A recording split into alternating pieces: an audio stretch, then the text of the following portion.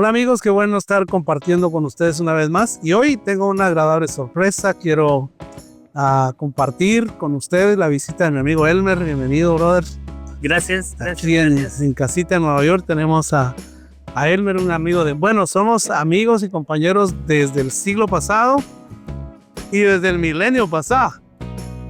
Así que, bueno, qué bueno poder compartir. Y hoy vamos a estar hablando un poco de la iglesia, un poco de música, un poco de la trayectoria, de las cosas que Dios nos ha permitido hacer, tanto en tu ministerio como algunas cosas que hemos hecho juntos.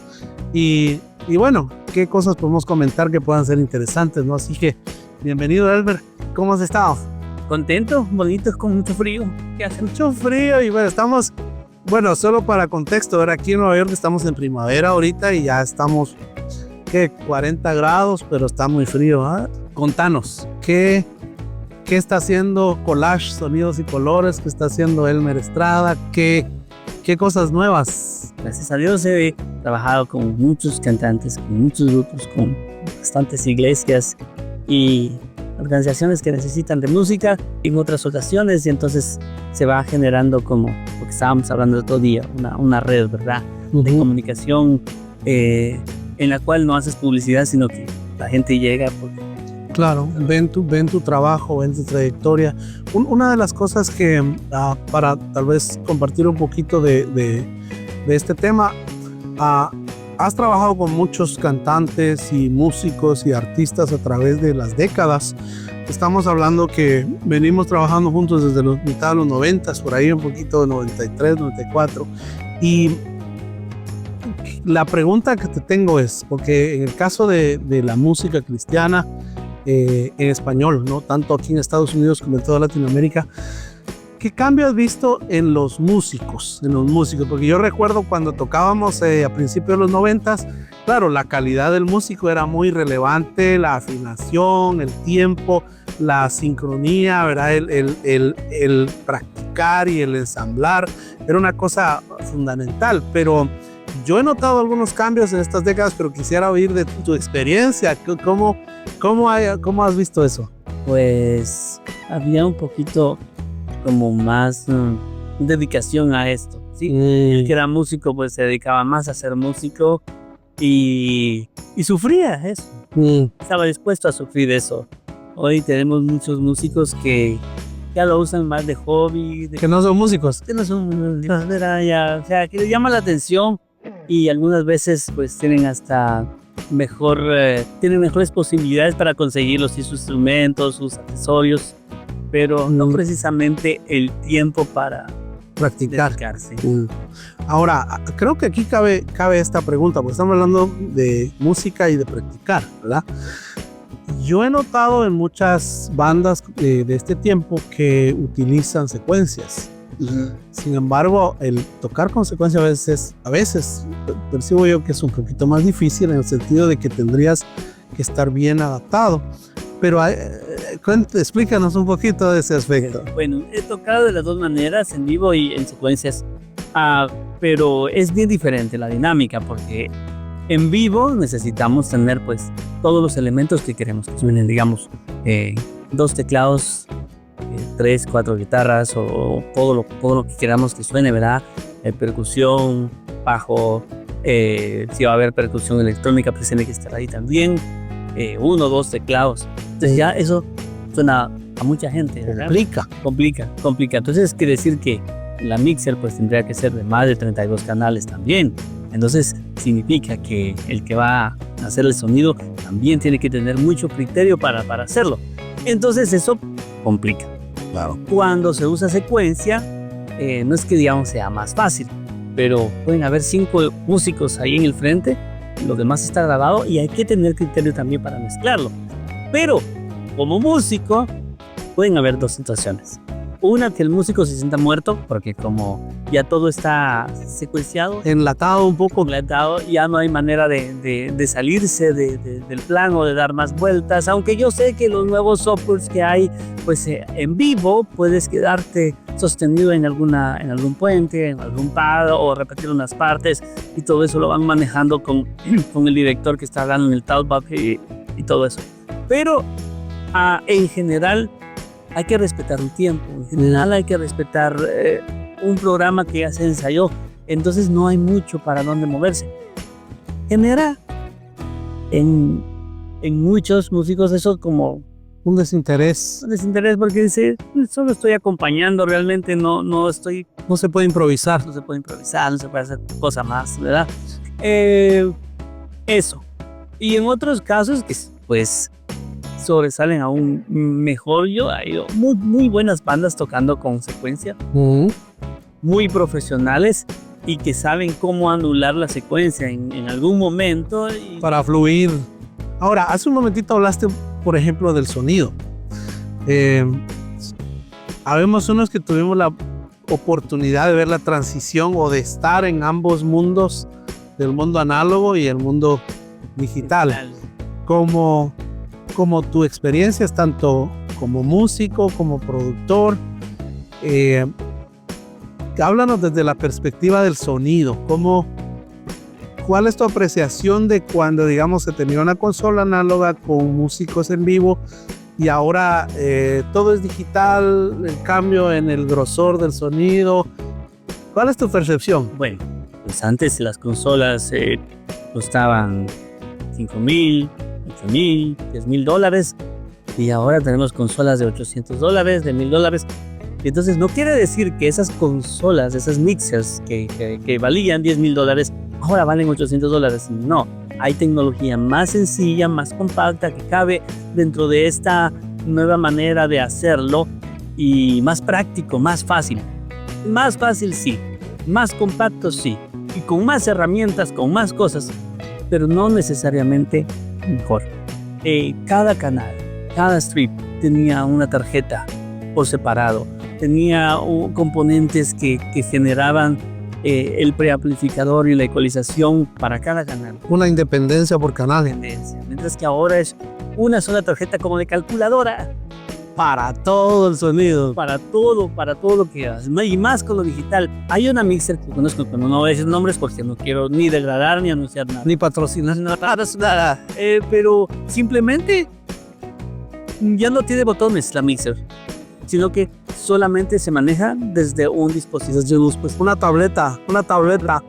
sí, de un dispositivo de touch, y ahí están todos los controles. Entonces ya no hay faders, ya no hay potencímetros, todo está concentrado en un chip procesador. Ahí está el delay, ahí está todos los efectos y los procesos que se le ponen. ¿Y cómo eso afecta al sonido que sale? Porque antes, para poder manejar la consola, la persona tenía que pasar por un proceso de entrenamiento. Y yo recuerdo que el entrenamiento comenzaba desde cargar bocinas y subwoofers y aprender a conectar cables hasta aprender a manejar la consola, lo cual ayudaba en el desarrollo del oído y tener un concepto de acústica.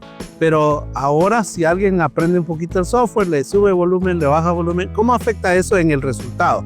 Yo tengo dos nombres. Yo le llamo el técnico de sonido, porque decir ingeniero ya es demasiado. Porque expresores de sonidos, tal vez así los de las bandas grandísimas que habían estudiado y todo eso. Oye, yo les llamo técnicos de sonido, ¿sí? El operador de la tableta. Sí.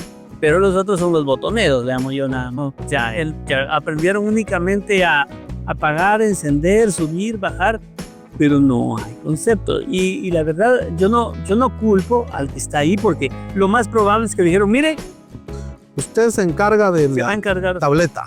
Sí, o sea, no fue asignado. Entonces, yo no culpo. Yo he tenido que dar cursos y capacitaciones en varias iglesias precisamente para poder darles una ampliación. Yo sé, lo mejor sería que fueran a recibir un curso de 2 años. Lo ideal.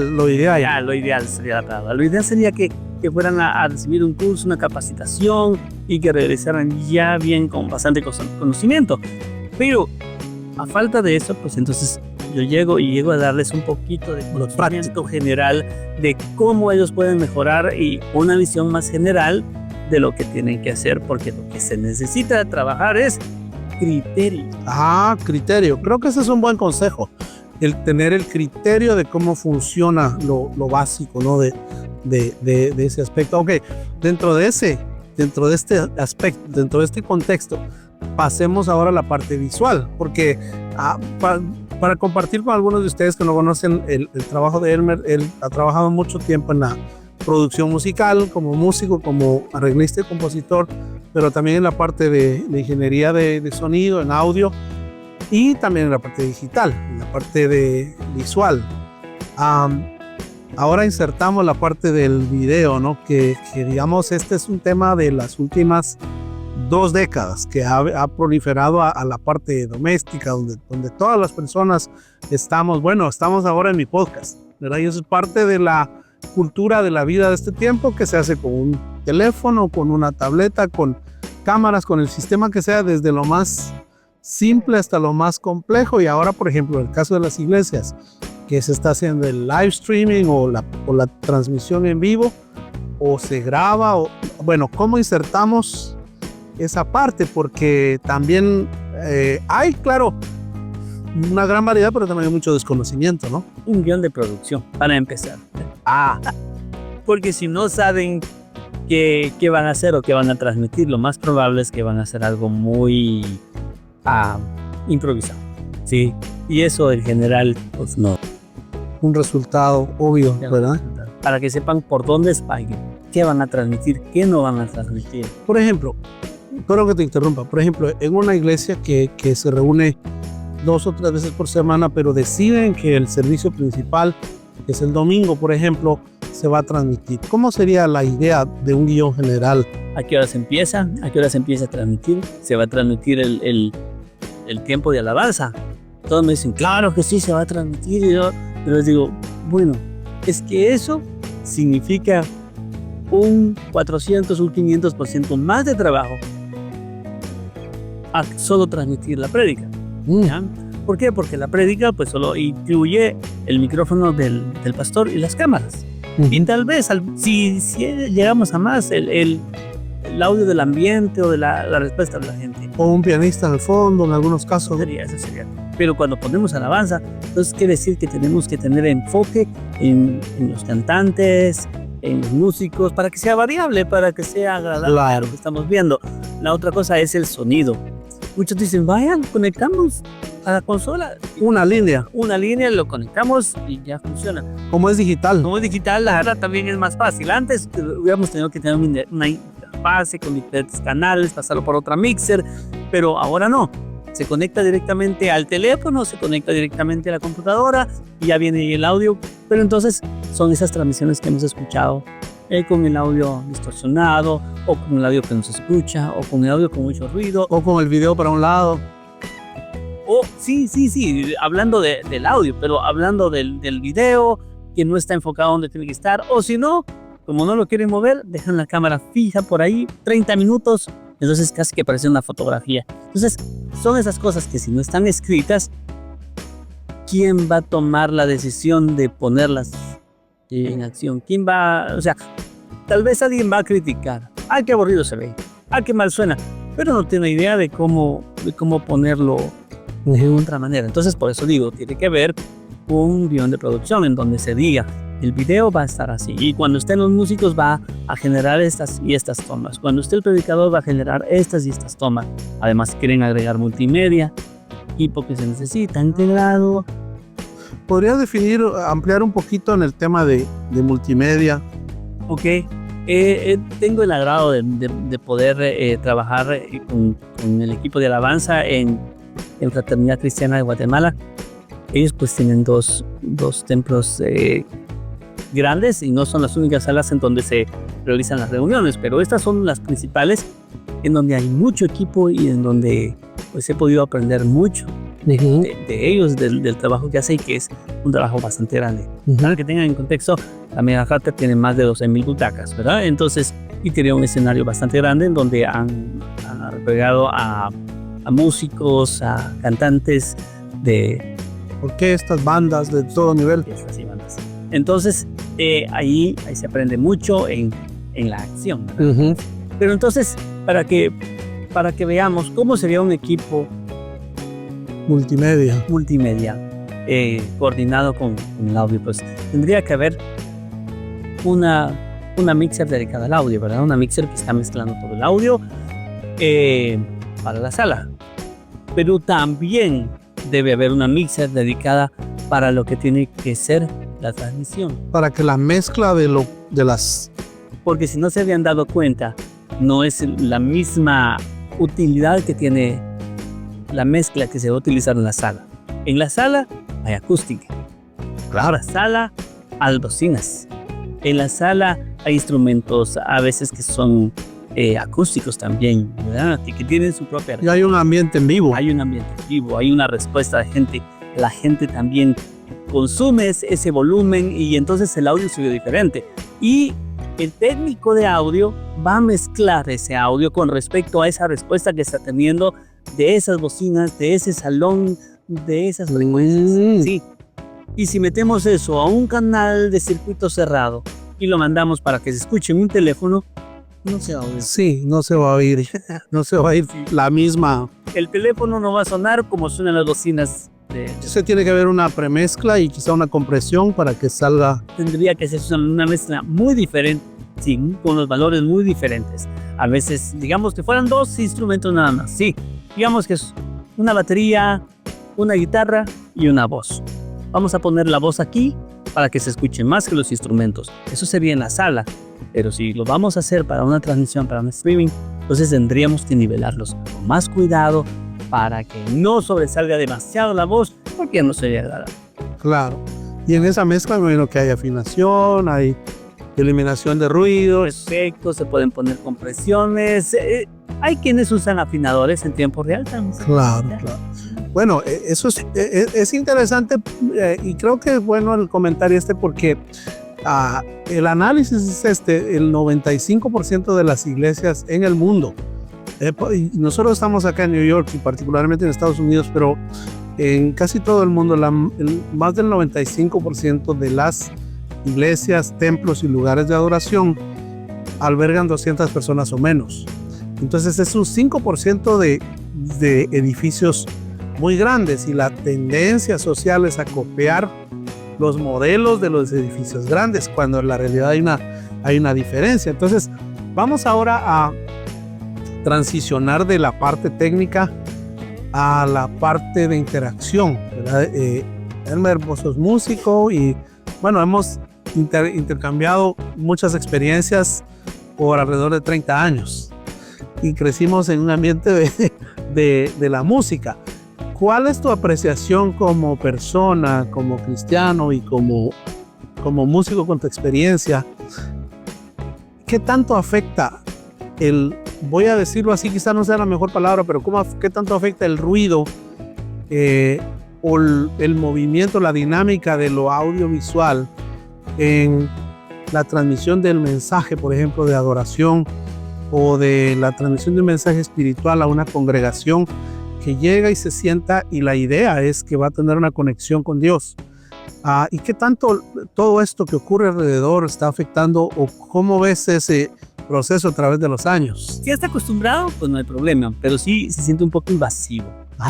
Sí se siente un poco invasivo cuando la gente de repente tiene una cámara enfrente de vos. Para mucha gente le distrae, ¿verdad? Sí, claro. Y hasta eso tiene que estar en el guión de producción, regresando al punto. Porque si va a haber un momento en que va a ser muy íntimo. Claro. Es como más privado, ¿no? Por favor, cámaras tranquilas. Sí, y hago esa pregunta porque creo que es parte de nuestra realidad. O sea, hoy en día el mundo, digamos, el acceso a ver cosas del mundo entero lo tenemos en nuestra habitación, en el cuarto, cuando uno va a dormir y quizás está en su cama. Es una cosa natural, pero a la vez, ¿será todo eso positivo o cómo ves eso? Porque es un tema íntimo, como tú decías, cuando adoramos a Dios, ¿no? Tienes que tener mucho cuidado con eso como director de la organización que va a hacer este tipo de cosas y planearlo bien, instruir muy bien a la gente que sea sensible a este tipo de cosas, ¿verdad? Porque claro, no es un show, no es como un partido de fútbol que precisamente lo mejor es capturar las cosas más curiosas. Es para divertirse, ¿verdad? Pero cuando es para algo espiritual, se tiene que tratar con cuidado esos temas sensibles. Claro. Entonces aquí va otra pregunta.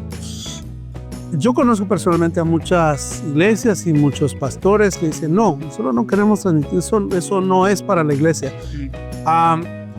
Pero por otro lado hay una necesidad de compartir y hay mucha gente que lo está haciendo.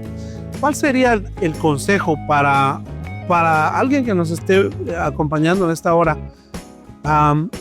Que por ejemplo trabajan con un grupo pequeño de que 40, 50 personas. ¿Será saludable o será bueno?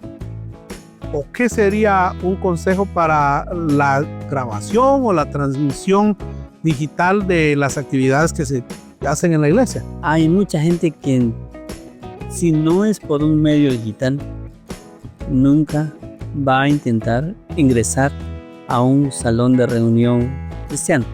Y además el concepto de la gente ha cambiado. Entonces hay gente que nunca va a recibir un mensaje, no porque tengan una transmisión, una iglesia, lo van a estar escuchando cada millones de personas porque no les interesa. Con lo otro, como una iglesia pequeña que quisiera expandirse un poco más, no necesitan invertir demasiado, no necesitan embarcarse en el asunto de tener sonido para los músicos, de tener varias cámaras para poder cubrir todo, un switcher y una transmisión para poder hacer todo eso, sino que sí podrían comunicarlo por medios más, podrían poner un fragmento del mensaje, podrían publicarlo como pequeños shorts que se pueden poner en diferentes plataformas. Si les quieren dar más audiencia, pues pueden pagar una publicidad que sería lo que más o menos haría un comercio, pero es para ganar dinero, sino que esto es para promover el reino, ¿no? Claro. Reino. Un fragmento de mensaje, un fragmento de alguna fiesta que celebran adentro de la iglesia, para poder que puedan entender qué es lo que se vive adentro. Claro, porque hay una cultura dentro de la iglesia. Cada iglesia tiene su propia cultura como organización y todos tenemos un estilo, una preferencia, y dependiendo de la edad y del grupo o de los gustos particulares, uno se va a sentir más identificado con un grupo o con otro, ¿no? Creo que es un tema muy interesante y quizá en otra ocasión vamos a hacer otro podcast donde vamos a ampliar un poquito, pero gracias, Elmer, por compartirnos estos detalles que creo que son importantes. Y hoy que está en moda, ¿no? El tener todo tipo de aparatos y de formas creativas de comunicarse, a veces las iglesias o los cristianos gastamos mucho dinero en equipo que no sabemos porque no hay una buena orientación. A veces el presupuesto no se había considerado alguna parte y entonces se gasta mucho dinero. Creo que lo que estás compartiendo con nosotros es muy valioso y te agradezco.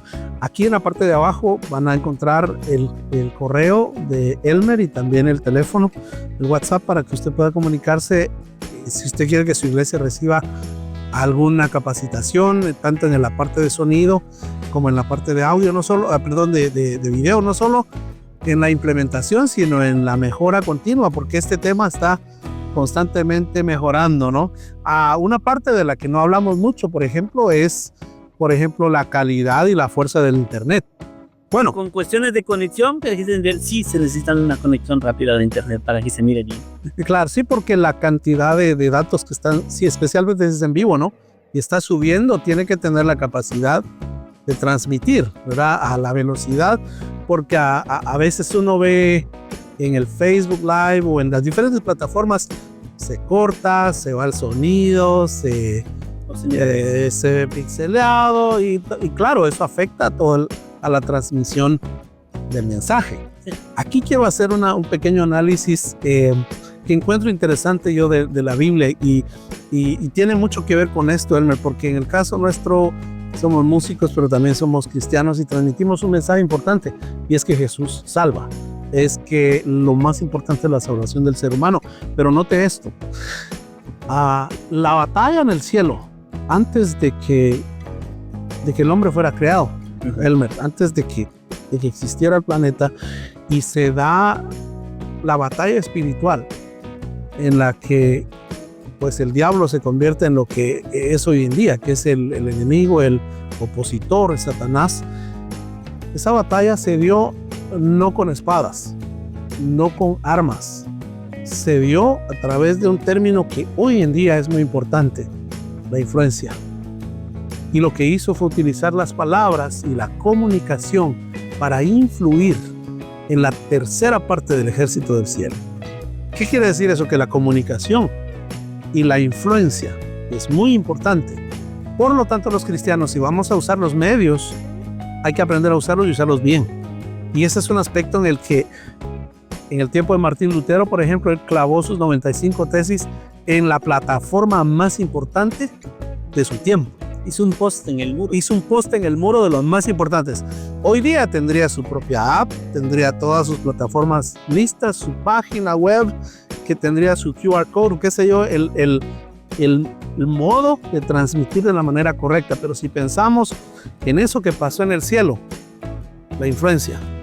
Realmente Luz Bell fue un influencer en la manera de pensar o de percibir de toda esta tercera parte del ejército que se fue con él, y no fue a través de armas, no fue a la fuerza, fue a través del convencimiento por medio de una palabra hablada. Y por eso lo que hacemos es muy importante. Bueno, vamos a cambiar un poquito el tema ahora. Ok. ¿Todavía existen los cantantes cristianos hoy? ¿Itinerantes como había en los 80, 70s, 80s, 90s? Pues sí, siguen todavía. Hay cantantes que se dedican a eso, a cantar, y los invitan pues para que vayan a las iglesias y vayan dos cosas, a ministrar, sí, y otros a amenizar. Ah, ministrar y amenizar son dos diferentes. Y si me van, yo como cantante, me van a invitar a que vaya a ministrar a una iglesia, quiere decir que voy a ir a una reunión en donde voy a ser de edificación y de beneficio a los hermanos de la iglesia, ¿sí? Sí. Pero si me invitan a un 15 años, a una boda, a una despedida, qué sé yo, un tipo sí, este tipo, obviamente no puedo decir, ahí voy a ir a administrar. La gente está comiendo, la gente está jugando, la gente está hablando, y es más un entretenimiento. Eso es amenizar. A veces ya no quedan muchos músicos o muchos cantantes que quieran dedicarse a ministrar. Lo voy a hacer como hobby, lo voy a hacer en mi tiempo libre. En cambio, como una persona que va a amenizar, pues es una persona que va a ir a hacer un servicio. Es un trabajo de músico. Un trabajo en el cual pues, yo puedo decir cuántas horas van a hacer, cuánto tiempo voy a poner.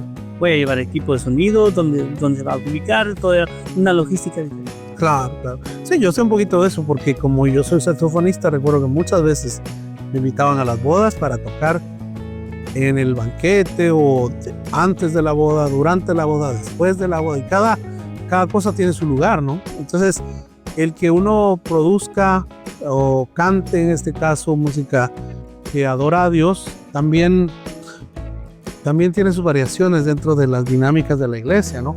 Pero te hice esta pregunta porque vos todavía tenés un estudio de grabación. Sí.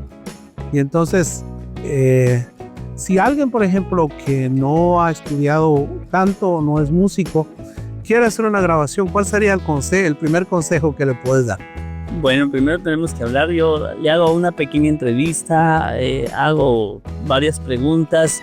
No hay malas respuestas totalmente, solamente que necesito saber para qué quiere la música. Hay situaciones como: quiero cantarle esta canción a mi hija que se va a casar. Posiblemente nunca más en la vida vaya a cantar. Nadie más puede cantar en vez del papá. Claro. O le va a cantar a la novia y nunca más va a volver a cantar en su vida. Solamente le va a cantar esa vez a la novia cuando se van a casar. Entonces, si hay un propósito detrás, ¿no? Un propósito detrás, ajá. Claro.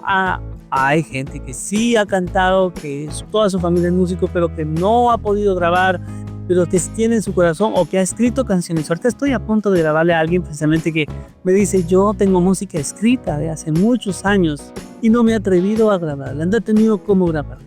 Pues, entonces ese es el otro lado. Y hay músicos de todo el tiempo que han grabado, así que hay varias clases de personajes ahí, claro, que están en el mismo asunto de querer grabar. Ok, bueno, si usted quiere grabar un disco, bueno, antes yo recuerdo que había que grabar un disco, un álbum, ¿verdad? Que iba desde las 8 hasta las 15 o más canciones. Hoy es común grabar un single, ¿verdad? Una sola canción, un sencillo, hacer un cover o grabar algo original. Si usted tiene la intención de grabar algo, bueno, una de las facilidades es que hoy con la tecnología es mucho más accesible. Y si quiere más orientación, bueno, aquí está el correo de Elmer, puede enviarle un email y informarse un poquito más, porque a veces es un deseo, un anhelo en el corazón que se puede hacer realidad, ¿no es cierto? Y a veces puede ser que Dios tenga un ministerio para la persona a través de esto. Hay muchas cosas que pueden surgir de esto, ¿no es cierto?